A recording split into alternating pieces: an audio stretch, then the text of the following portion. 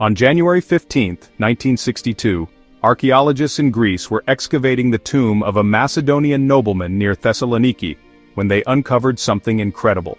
Amid the ashes of a funeral pyre encased in burnt mud was a papyrus scroll, the first to be found in mainland Greece.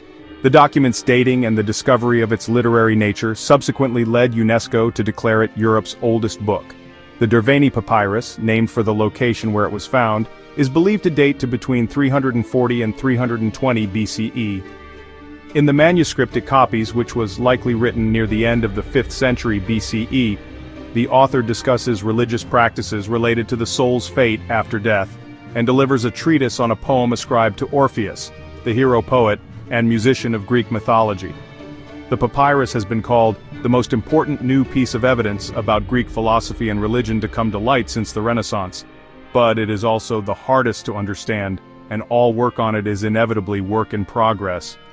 This is largely because the fire that preserved the papyrus, saving it from the deterioration usually caused by the humidity of Greek soil, also destroyed it. Some pieces were completely blackened, and nobody could make out whether there were letters on them. When researchers carefully peeled apart the scroll, they collected approximately 266 fragments.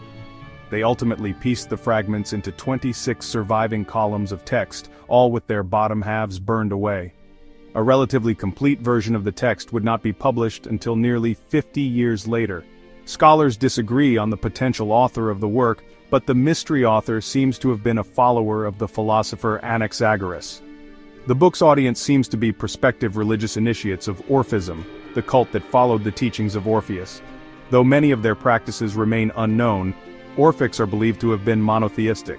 They abstained from eating meat and focused on purity, reflecting Anaxagoras' teachings that the soul survives after death, and only the pure will be saved.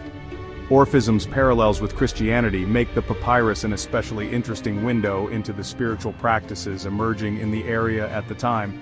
In addition to the religious insights the papyrus offers, the author's interpretation of a now-lost Orphic poem reveals information about Greek philosophical thought of the era.